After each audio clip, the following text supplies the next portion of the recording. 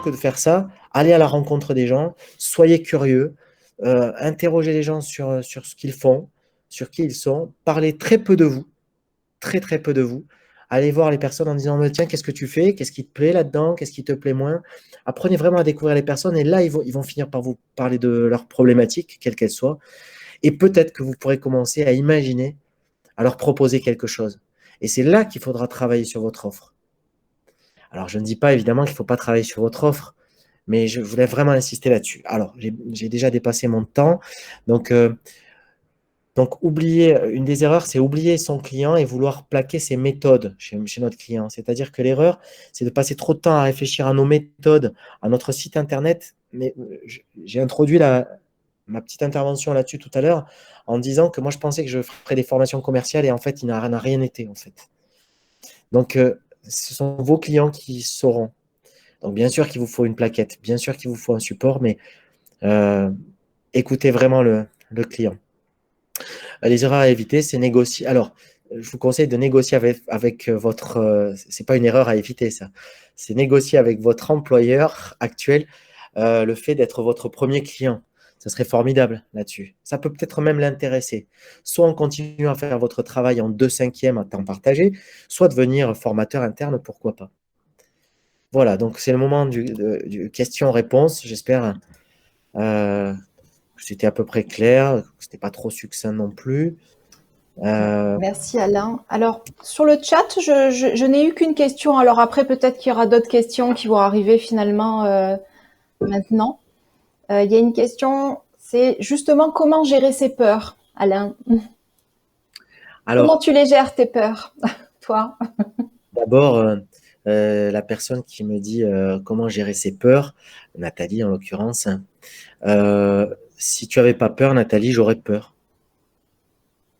C'est-à-dire que la peur, se lancer en pensant que, par exemple, ne pas faire de commercial, c'est possible. Oui, il y a des heureux les simples d'esprit, il y a toujours des gens qui ont de la chance, mais la peur, d'abord, elle me rassure. J'avais un entraîneur qui me disait toujours, si tu n'es pas foutu d'avoir peur, de dire que tu as peur dans les vestiaires, tu n'as rien à faire sur un terrain de rugby.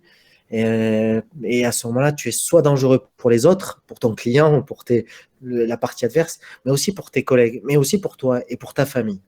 Donc ça, c'est la première chose. La deuxième, c'est que quand on a peur, ça veut dire qu'on manque de technique ou de préparation. Donc ça veut dire quoi? Ça veut dire que je pourrais passer 3 heures à te parler de ça, Nathalie. Ça veut dire d'abord que je vous conseille de lire un bouquin qui m'a fait beaucoup de bien quand je l'ai lu, c'est de la PNL. Hein. Bon, si vous êtes français un peu pessimiste, vous n'allez pas aimer ce bouquin parce qu'on dit que tout le monde peut atteindre les objectifs qu'il veut. Donc forcément, c'est le principe de la PNL. Et c'est un bouquin que je vous conseille de lire en faisant une fiche de lecture parce qu'il nous permet de faire de l'auto-coaching et de rationaliser nos peurs. Ça, c'est très, très important.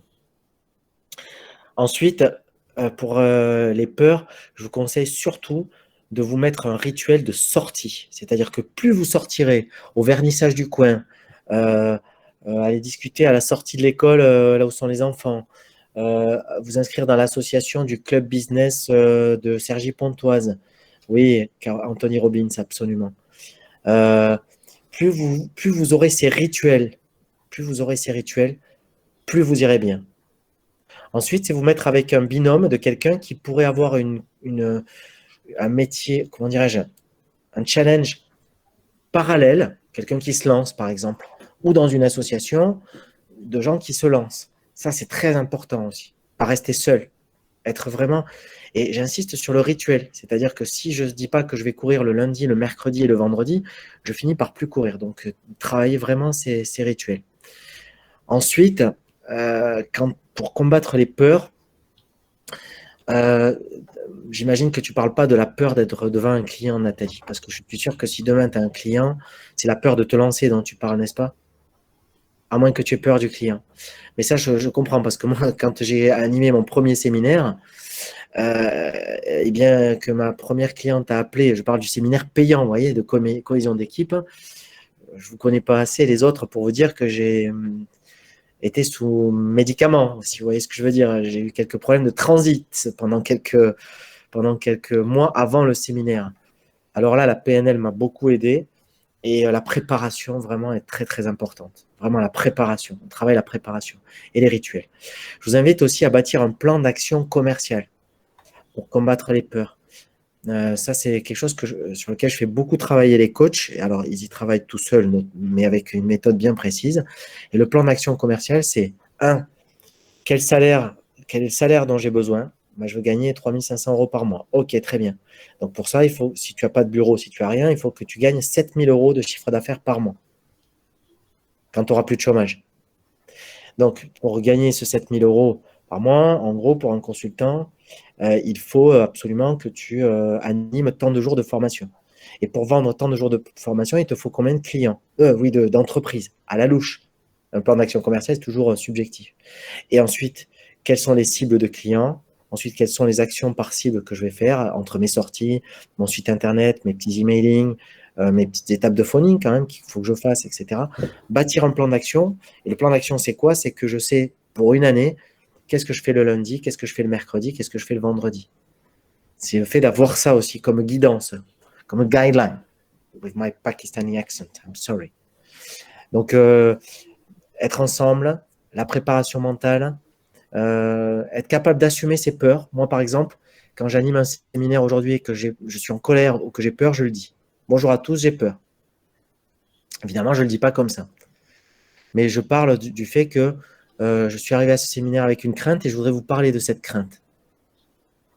Et là, ça rend les choses beaucoup plus humaines. Mais ça parle aussi de ce que tu apprendras forcément quand on se forme à la formation. Julie. Non, alors il y a quelqu'un d'autre qui a dit quel type de clientèle? Voilà. C'est Marine qui me demande quel type de clientèle avez-vous pu développer sur la région niçoise? PME, grand compte. Les deux, mon capitaine. Mais je vais vous raconter. Alors, mon premier client, il n'était pas payant, c'était un jardinier. Ensuite, je suis allé à Pôle emploi. Il y avait des réunions de Pôle emploi. J'ai dit bonjour aussi, je suis chez Pôle emploi et j'ai besoin de personnes qui seraient d'accord pour se faire coacher gratuitement. Et ça donne confiance, évidemment. Et ensuite, j'ai eu mon premier client. C'était une pharmacie. Ensuite, ça a été un carrossier. Et progressivement, évidemment, le bouche à oreille a fait que on monte de plus en plus dans la taille des entreprises, on prend confiance et forcément, on renvoie de plus en plus une image positive parce qu'on a bossé et on anime et parce qu'on a coaché dès le début. Donc, ce que je vous conseille, c'est dès que vous commencez votre formation de coach ou de formateur ou de consultant, c'est que même gratuitement, mais vous êtes coach, mais même sans formation, vous êtes coach aujourd'hui. Alors, vous allez me dire, attention, il faut quand même savoir ce qu'est une projection psychanalytique, le transfert. Il y a quand même des choses à connaître quand même pour ne pas aller faire n'importe quoi, parce qu'il y a des gens qui croient qu'ils sont coachs, mais qui sont dangereux pour les autres. Hein, en général, c'est une belle-mère. Non, je plaisante, hein, je plaisante. Moi, je dis ça. Donc, oui, dans la région de Marine, il y a un boulot de dingue dans la région. Le problème, c'est que tout le monde va voir tout le monde. Et puis, beaucoup de gens ne sortent pas. En fait, derrière votre question, Marine, je voudrais vous dire une chose. C'est que quand je me suis lancé, j'ai vécu… d'abord, aucun de mes amis ne m'a fait travailler. Aucun. Aucun. Quand je dis aucun, pire, j'ai des gens que j'avais soutenus dans leur vie qui m'ont dit « Ah, toi, tu vas te lancer là, mais toi, qu'est-ce que tu vas faire comme métier? Non, mais n'importe quoi. » Enfin, bon, voilà. C'est-à-dire qu'on est nous-mêmes notre pire ennemi et notre entourage professionnel ou personnel, parfois, nous renvoie nos propres peurs. Donc, j'ai envie de vous dire, ayez confiance. Continuez à avoir un peu peur, bien sûr, mais ayez confiance. Ensuite, une fois qu'on se lance, il faut sortir. Et ça, je vous assure que tout le monde vous dira qu'il y a plein de coachs partout.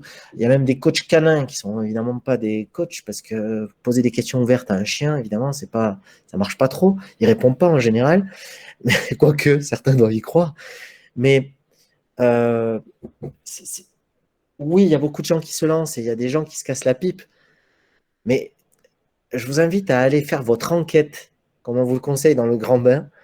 Allez regarder ceux qui se sont plantés, pourquoi vraiment ils n'ont pas fonctionné. Vraiment, vraiment, vraiment, vraiment.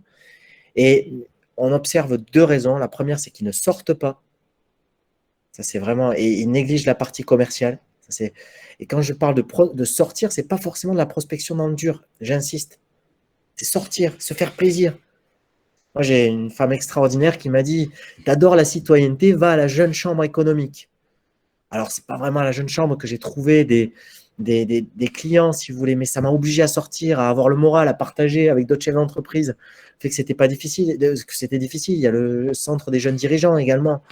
Mais en sortant, forcément, ça m'a amené à poser des actions de bénévolat ici ou là, où j'ai rencontré, j'ai fini par rencontrer un RH, j'ai fini par rencontrer, etc. Mais dans le plaisir, dans ce que j'aime, dans la citoyenneté. Alors, il y en a d'autres, c'est le sport. Le rugby est un vecteur de réseau aussi important. Donc, il y a vraiment du boulot, mais j'ai envie de dire, Marine, aussi derrière votre question, c'est bien de commencer par des petites entreprises qui démarrent, parce qu'ils sont moins durs parfois que les RH, moins durs, et parfois, est-ce que j'ai des RH dans le groupe? J'imagine, mais parfois, les grandes entreprises manquent de courage. C'est-à-dire que parfois, ils se protègent, comme dans la fonction publique, parfois dans certaines fonctions publiques, ça existe aussi. Je vais faire peut-être des ennemis aujourd'hui. Mais dans les PME, un patron est tellement dans le bazar qu'il sera toujours content d'avoir quelqu'un là pour lui faire prendre un peu de recul et prendre de la hauteur. Et puis voilà. Alors, avez-vous beaucoup de déplacements? Bonne question, Marine. Ça a été horrible au départ. J'allais à Rhodes, depuis Nice, en voiture, et je faisais 5 heures de route, aller 5 heures de route, retour pour facturer 400 €, hôtel compris. Là, je ne voyais plus ma famille, etc., etc. Mais au début, les clients, on les prend là où ils sont. Hein, donc, ça, c'est la première chose. Alors, il m'est même arrivé mon premier coaching payant. C'était un monsieur qui était à Vichy. J'ai facturé 8 déplacements, enfin 8 séances en présentiel, il n'y avait pas de visio à l'époque, à 1 200 €. Autant vous dire que ça m'a coûté plus cher en déplacement que ce que ça m'a rapporté. Ça a été d'ailleurs, pour ceux que j'aurai en formation, parce qu'il y a une personne qui sera en formation avec moi bientôt, je vous raconterai ce que ça peut donner de coacher des gens qui n'ont pas envie d'être coachés, alors que, bon, bref, c'est un métier parfois difficile aussi. Je n'ai pas parlé de ça, du fait qu'on vous envoie des gens qui n'ont pas envie d'être soignés.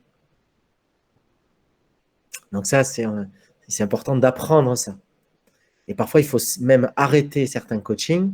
Sauf que quand tu n'as pas de client, arrêter un coaching au niveau éthique, c'est-à-dire de quelqu'un qui ne veut pas régler son problème de manière structurelle, c'est pas facile quand on démarre. C'est pas facile. Julie, moi j'ai beaucoup de formations en psy, coaching, etc., mais pas d'expérience. Peur de ne pas savoir en pratique comment faire. Déjà, Julie, elle s'est formée. Bravo pour ça, Julie. Vous êtes formée au coaching. Alors, la peur de ne pas avoir d'expérience, moi, je vous conseille vraiment de tenter peut-être le gratte. Ah ben voilà, tiens, une stratégie aussi de vente, c'est d'aller voir des entreprises en disant, moi, comme je démarre, je vous offre une prestation gratuite, madame l'entreprise, et on n'est pas obligé de prendre son jardinier, vous voyez ce que je veux dire. On peut aussi aller en entreprise et utiliser ça, Julie, en disant clairement aux personnes, j'ai besoin d'aide là-dessus. Et je vous assure que les PME seront toujours d'accord pour le faire, enfin très, très, très, très, très souvent en tout cas. Donc, vous pouvez même vous présenter comme ça en soirée en disant, je cherche des coachings gratuits à faire. Et ça, je pense que ça vous donnera confiance. Et puis, vous savez, votre question me fait penser à un truc, Julie, même si on ne se connaît pas. Faites penser à une maman qui viendrait me voir en me disant, est-ce que je suis une bonne maman? En général, une maman qui se demande si elle est une bonne maman, c'est que ça doit pas être une mauvaise maman. Vous êtes d'accord, Julie, avec ça? Alors, je ne sais pas si vous m'avez entendu, Julie. Bon. On va parler de Marie-Thérèse. Bon, si je n'ai pas répondu à vos questions, vous me le direz après. Hein. Bonjour Alain, en 2-3 phrases, comment tu définirais concrètement les métiers du consultant, de formateur, de coach, puis quelles sont les différences entre les trois et les similitudes? Moi, je n'ai pas été très clair dans ma présentation, en effet. Merci Marie-Thérèse pour la question. Un consultant, c'est quelqu'un quand même qui analyse une problématique. Quels sont les points forts et les points améliorés d'une problématique? À la base, pour moi, c'est ça. C'est-à-dire, il est plus orienté audit. Mais ce consultant, il sera amené dans un deuxième temps, avec l'expérience qu'il a du métier qu'il audite, d'amener des préconisations. Ça veut dire que, je vais donner un exemple, je suis consultant en achat, au hasard. Donc, j'ai une expérience. La première étape que notre consultant en achat doit mettre en place, c'est je regarde ce qui se passe. Et j'ai des méthodes pour analyser ce qui se passe. Pour l'instant, je ne suis pas du tout dans le conseil, rien du tout, j'analyse. Et il y a des consultants qui ne font que ça, analyser, c'est-à-dire faire du diagnostic. Mais en tant que consultant, il peut être amené, mais ce n'est pas systématique, à utiliser son expérience métier pour faire des préconisations. Donc ça, c'est la partie consulting. Et ces préconisations, il peut accompagner dans la mise en place de ces préconisations. Et son métier s'arrête là, dans la mise en place et le suivi éventuellement.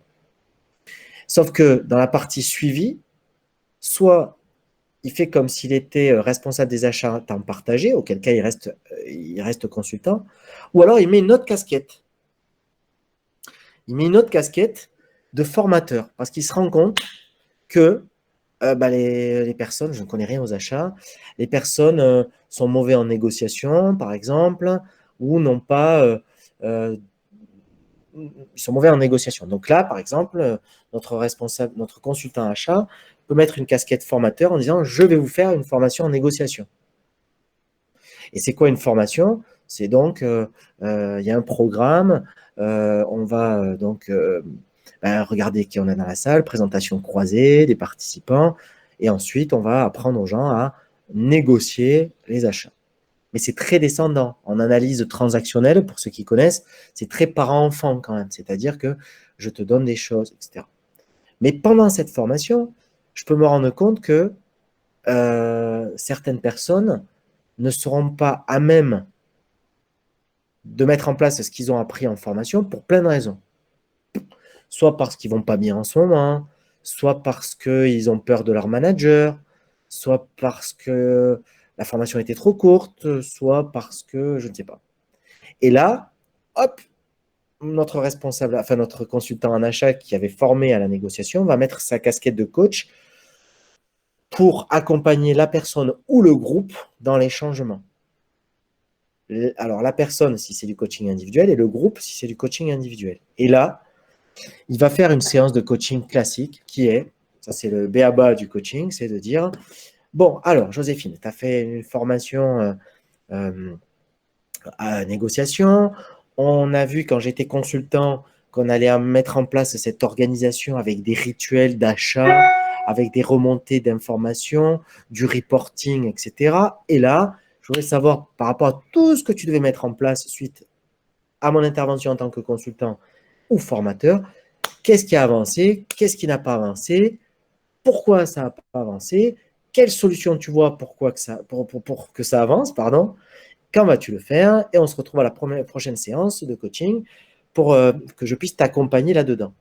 Et mon rôle en tant que coach, c'est en début de séance de te faire un audit là, toi-même de ce que tu sais de l'avancée de ton travail, de te demander à toi-même par des questions bien structurées, surtout pas orientées, attention, hein, sinon c'est la manipulation, structurées, de te faire réfléchir de manière méthodique afin que tu trouves toi-même et le plus possible tes solutions, parce qu'il y a des chances que les solutions qui viennent de toi soient plus motivantes si ça vient de toi que si ça vient de moi.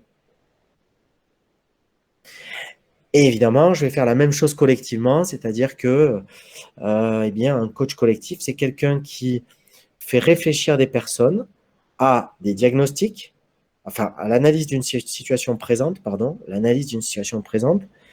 au diagnostic réalisé souvent par les parties prenantes, pas par le coach, même si le coach a le droit de changer de casquette pendant une réunion. On est d'accord? Et c'est ce qu'on fait tous, tout le temps. On change la casquette. Ensuite, une fois que mes clients ont analysé leurs problématiques, eh bien, je vais leur demander de définir un objectif, des solutions, et je leur annoncerai un suivi puisque je serai là pour les suivre. Et la prochaine fois, je ferai pareil, je leur demanderai qu'est-ce qui a avancé, qu'est-ce qui n'a pas avancé. Mais tout l'art du coaching, c'est de maîtriser l'accompagnement des personnes au travers du questionnement surtout. Alors, pendant une séance, eh ben, je vais aller faire un peu de connaissance de soi. Pendant une séance, imaginez un manager qui manque d'autorité, je vais quand même finir par mettre ma casquette hop là, de formateur pour lui dire, bon, écoute, je vais te donner un outil de recadrage, par exemple. Bien sûr. Mais le coaching, c'est l'art de poser des questions. Alors, une chose intéressante, et puis le temps presse, mais c'est vous dire également que les clients vont vous dire souvent qu'ils veulent du coaching, mais c'est de la formation qu'ils veulent. Dans 80% des cas. Ou de l'accompagnement avec des outils, ça les rassure. C'était le cas il y a 20 ans, ben c'est encore le cas aujourd'hui. Aujourd'hui, le mot coaching est plus dans les pensées, mais la méthode de coaching n'est toujours pas toujours acceptée parce que les gens vont vous dire « Ah ouais, toi, tu es trop fort, tu vas facturer 2500 € un coaching pour poser des questions ouvertes à un gars qui va trouver lui-même ses solutions. » Ben oui. Ben oui, parce que c'est beaucoup plus puissant que la formation comme outil. Beaucoup plus puissant. Je suis sûr que je ne vais pas terminer, mais bon, beaucoup de déplacements, le psy. Marie-Thérèse, j'espère avoir répondu. Dites-moi juste dans le chat si j'ai répondu. Enfin, est-ce qu'en gros, j'ai répondu au moins à 8 sur 10. Ce n'est pas une formation au coaching aujourd'hui, mais est-ce que Nathalie, comment donner une structure à son approche ou à sa méthode, même si on connaît son métier et la base, la méthodologie doit être adaptée. Ah ouais, ah la vache. Ça, c'est une question très, très dure. Je pense, Nathalie, que pour faire ce métier, il faut être, comme tu es d'ailleurs, généreux. Et à partir du moment où on est généreux, eh bien, il faut qu'on soit un peu comme un... Oh non, je ne vais pas prendre cet exemple, c'est un mauvais exemple. J'allais dire comme un prof, tu sais, qui fait ses cours la première année, tu sais, il les soigne, il écoute, il a bien regardé le programme, il a regardé ses élèves, tu sais. Et puis après, tu vois, il se... Comment dirais-je? Il se lâche un peu et il refait le même cours au point que ton grand-fils, il a les mêmes interros que ton petit-fils, tu vois. C'est-à-dire que, voilà, moi je pense qu'il faut avoir la générosité de s'adapter au client, de parler le langage du client. Et bien sûr qu'on a nos méthodos, mais il faut lâcher ça. Il faut lâcher ça et c'est pour ça que, en fait, je vais faire une réponse de Normand, Nathalie. Ça parle de coaching. Lâcher ton histoire, lâcher le passé, lâcher la technique. Bien sûr que ça reviendra, ça t'aidera, mais c'est d'abord manger la tête des clients en écoutant avec empathie ce qu'ils ont dans la tête, se fondre en eux, parce que c'est quand même eux qui et souvent les gens ont besoin d'abord d'écoute, mais d'une véritable écoute. Et plus on va écouter, mieux ça va aller. Moi, je sais que quand j'allais à Vichy, tu sais, j'étais avec ma charrette là, et j'allais à la Fnac et partout, et dans ma tête et dans mes trucs, et je tirais sur un traîneau tous mes outils, tu vois. Et puis j'arrivais avec, tu sais, comme un épagneul breton avec mon os, tu sais, à la séance de coaching, avec la queue derrière qui, enfin, je suis un épagneul breton, on est d'accord, qui remuait, tout fier, tu vois, de dire, alors, monsieur le directeur général, ça te plaît les outils? Ouais, c'est pas bête. Et ça, c'est horrible. Donc, derrière ta question, il y a avoir de la méthodo. Oui, il faut que tu travailles la méthodo du questionnement, ça c'est sûr. Bien sûr que quand on offre une formation, il faut quand même amener de la méthodo, mais quel est le besoin du client? Quel est le besoin du client? Et le faire réfléchir lui-même.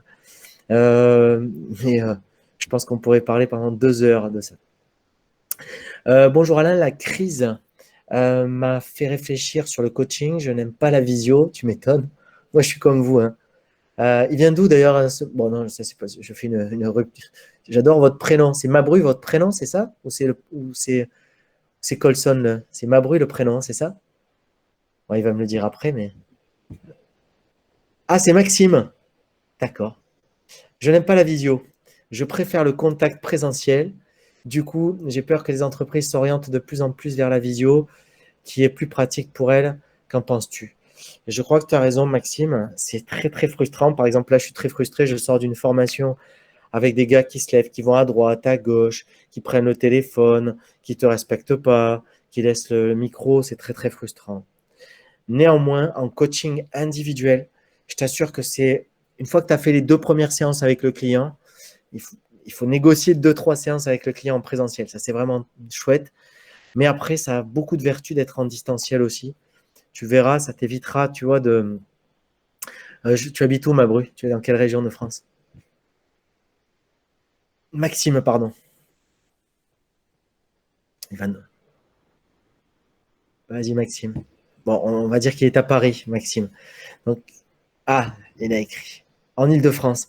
Donc, si tu es en Île-de-France, en fait, c'est, si par exemple tu décroches, on va dire que c'est en Seine-et-Marne, et tu décroches un coaching à Rambouillet. J'imagine que tu seras content, tu es d'accord, d'avoir euh, de la visio, tu vois, ne serait-ce que pour l'écologie et pour tes déplacements. Je reconnais que parfois ça peut être aidant.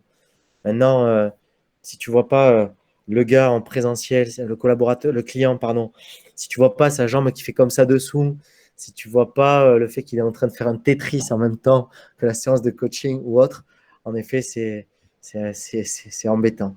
J'espère avoir répondu à ta question, Maxime. On pourrait faire 3 heures aussi là-dessus. On pourrait faire coacher à distance. C'est un bon thème de formation d'ailleurs. Marine, ayant les 3 casquettes, comment vous présentez-vous aux clients? Je ne me présente pas aux clients. C'est ma question, Marie. Je suis juste en train d'écrire un petit bouquin depuis 10 ans, mais je n'avance pas, qui s'appelle Parlez-moi de moi, il n'y a que ça qui m'intéresse. Là, je suis très flatté en ce moment, je parle de moi, j'adore, c'est super. Mais il y aura 4 volumes dans ce bouquin. Un, bah, c'est pour les managers, forcément. Hein. Parlez-moi de moi, il n'y a que ça qui m'intéresse. Vous êtes d'accord quand même, les amis, hein? Ma vie, mon œuvre. Bonjour Gisèle, bienvenue chez ABP Consulting. Je vais te parler de mon parcours. Et comme tu souris que tu as l'air sympa, en fin d'entretien, je vais te dire, ah, vous, je vais vous embaucher. On va se serrer la main. Et puis après, je me rends compte que tu ne fais pas forcément l'affaire. Parlez-moi de moi, il n'y a que ça qui m'intéresse. Tu sais, c'est comme les managers qui, en one-to-one ou en entretien annuel, font des monologues. Il y aura également volet commercial, forcément, puisque... Non, je vais garder le volet commercial, pardon. Il y aura un volet sur le couple, forcément, dans ce bouquin. C'est-à-dire, c'est le gars qui rentre à la maison et qui n'arrête pas d'amener des solutions à sa femme, alors qu'elle a juste envie d'écoute, tu vois. Parlez-moi de moi, il n'y a que ça qui m'intéresse. Mes solutions, mon avis, ma perception. Il y aura un troisième volet, évidemment, c'est sur les amis.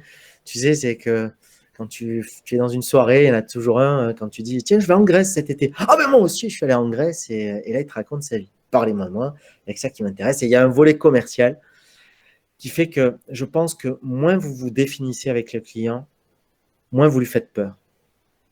D'accord? Moins vous vous définissez, moins vous l'amenez vers des choses qu'il ne connaît pas. Je vais m'expliquer. Bonjour, voilà, je suis Alain Palacio, je suis consultant, voilà, j'accompagne les gens dans le changement et également je suis coach certifié, machin. Là, vous vous doutez bien que le gars qui s'occupe de la clim pour vos bureaux, si vous allez faire du commercial avec lui, ce qu'il a envie d'entendre, c'est quoi? C'est bon, qu'est-ce qui roule dans ta boîte là? Raconte-moi là un peu, Jeannot. Alors, qu'est-ce qui t'embête en ce moment? Et pourquoi? Oh, bah, parce que là, tu vois, les jeunes, c'est dur à en trouver. Hein. Pour quelle raison? Ah, parce qu'ils ne m'écoutent pas. Et pourquoi ils ne t'écoutent pas? Ils ont peur de moi. Ah bon? Et pourquoi ils ont peur de toi? Parce que je leur fais peur. Ah bon? Et un jour, le gars finira par vous dire, mais tu fais quoi, toi, dans la vie? Ben, tu vois, François, moi, je fais ça. Là. C'est-à-dire ce que tu viens de décrire. Donc, maintenant, je vais répondre quand même à la question, Marine, que vous m'avez posée, parce que forcément, je vois ce que vous voulez dire. En tout cas, moi, j'essaie de donner des mots simples, mais si on ne tombait pas dans le piège de définir ce qu'est un coach ou un consultant. C'est-à-dire que moi, mon métier, c'est de comprendre ce qui se passe dans les entreprises. Ensuite, d'essayer de faire en sorte que les entreprises, en prenant un peu de recul, c'est de faire réfléchir les entreprises à de meilleures solutions. Parce que quand on est externe, ben, parfois ça aide. Et parfois d'amener des outils. Et parfois, c'est pas péjoratif, même des recettes de cuisine. Parce que nous, ce qu'on essaie de faire chez ABP, en tout cas, c'est à la fois s'intéresser à nos clients individuellement, faire de l'individuel en collectif, mais aussi amener du pragmatique. Donc, ce n'est pas très consultant comme façon de se présenter, mais en tout cas, dans ma région, c'est important de faire ça, je pense. Voilà. Et enfin, dans ma région du sud-ouest, hein, j'entends, parce que là, je suis à Nice, mais c'est vrai à Nice et à Bagnères de Bigorre. Bon, je ne sais pas si Marine, ça vous convient comme réponse, mais peut-être un peu rapide.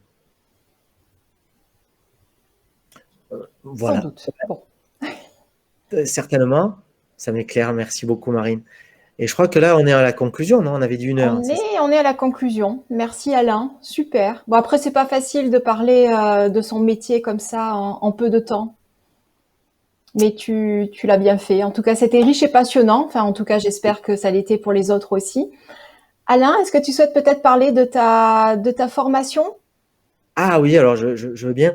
Je veux surtout qu'on évalue comme dans toutes les formations, parce qu'on est déjà en formation. Tu sais, comme on forme C'est des vrai, formateurs, hein, il faut leur montrer. c'est vrai. Je vais vous demander d'évaluer entre 1 et 10 euh, surtout la clarté du propos. Hein. Vous pouvez mettre un petit mot là-dessus, si ça vous dit, au moins la clarté, c'est important. Non, mais évidemment, on a décidé d'essayer de partager avec nos clients qu'on forme habituellement nos méthodes sur le consulting, sur ces métiers-là. Donc, si ça vous intéresse, on vous enverra une information sur notre parcours consultant, coach, formateur. Voilà. Moi, j'étais très heureux de partager. J'adore ce métier. J'ai juste envie de vous dire que c'est un métier génial. Et après, je vais faire une projection psychanalytique auprès de ceux qui adorent être salariés. Vous savez, j'accompagne des salariés toute la journée. Et j'ai du coup une nouvelle croyance, pour ceux qui ont été coach, une nouvelle croyance, c'est que je crois que la liberté d'entreprendre, c'est une des clés du bonheur, puisque on sait bien que les indépendants sont moins malades que les salariés. Et je trouve qu'il est important de regarder pourquoi. Et une des raisons du pourquoi, c'est que moi, je dis que souvent mon 3e enfant, c'est ma boîte, parce que c'est un métier extraordinaire, merveilleux. Il faut juste bien travailler et sortir, faire du commercial, mais pas arriver avec sa plaquette et parler de soi, s'intéresser aux gens. Alors, soyez coach tout le temps. Soyez coach tout le temps. C'est le message que je passe aux personnes que je forme. Soyez coach tout le temps et faites-vous plaisir et intéressez-vous aux gens. Et je vous embrasse tous et puis je vous souhaite de bonnes vacances. Et merci pour les messages écrits dans le chat. Merci à tous. Merci Alain. En tout cas, si tu regardes tous les commentaires, voilà, c'est la plupart, il n'y a que des Merci. compliments. Voilà, tout va Ouais, bien. les Merci autres ont pour pas osé. l'intervention. J'ai peur. C'est pour ça que les autres n'ont pas osé. Je fais peur. Ils n'ont pas osé. Alors, si vous voulez, vous pouvez mettre un petit avis. Alors, vous pouvez nous aider à mettre un petit avis sur Google parce que notre plateforme OVH, figurez-vous, a brûlé. Et donc, notre référencement a perdu beaucoup. Et donc, si vous avez une minute pour mettre un petit avis sur Google, sur ABP Consulting ou sur Le Grand Bain, ça nous aide énormément. Et il faut aller chez Equinix. C'est quoi? C'est Marine, c'est-à-dire que vous avez des serveurs, c'est ça, chez Equinix? J'imagine. Ah, très bien. Je Merci les pour le connais bien. tuyau. Alors, Bon. je note. Merci beaucoup. Ah, très bien. Oui, oui, parce que... À très bientôt, Marine. Merci à tous. À bientôt.